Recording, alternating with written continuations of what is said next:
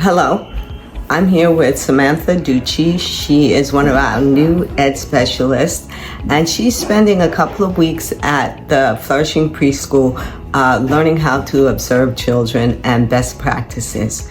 So one of the things that Anna Tardos taught us when I was in Budapest at the Pickler House is that we really have to observe the children's activities.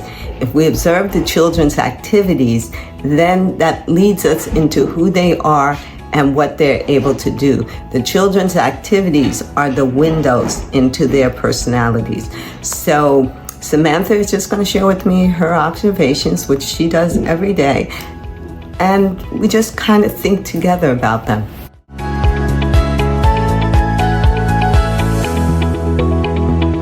Bunch of older kids who came into the park that we were in, the area that we were playing in. And there was this group of boys and they were playing with Beyblades down the slide, and so he was really interested in what they were playing, so he would go up to them and just look at them and see how they were playing and then just walk away. When you say the boys were older, how much older? What ages?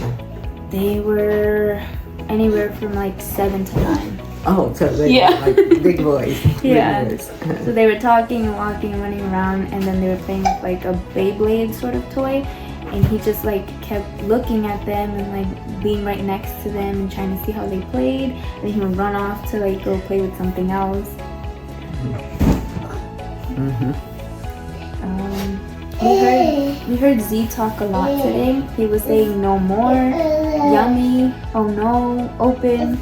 And then there was this mom who came into the park who was joining another group of moms.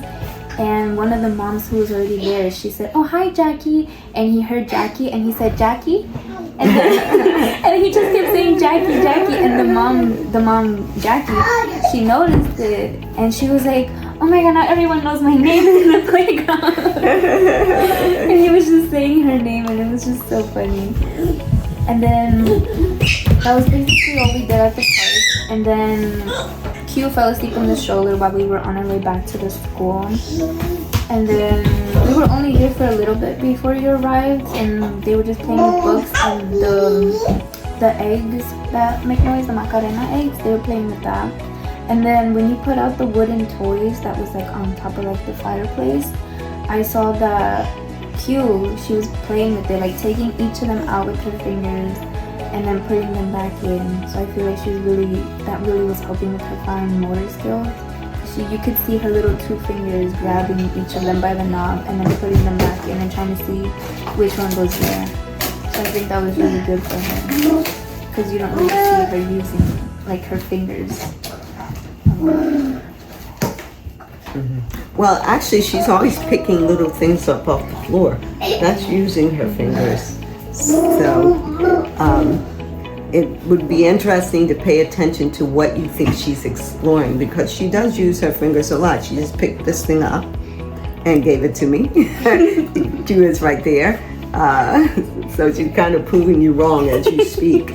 But what do you think she's exploring when she's putting those pieces in and out? And it's interesting because young children have the innate drive to develop themselves based on their interest and curiosity. So you say she's developing her fine motor.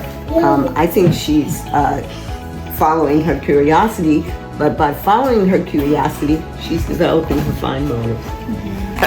She just knocked this down. But the thing that I was going to say is I think in a lot of traditional education systems, we want to separate developing the fine motor and the child's curiosity and interest.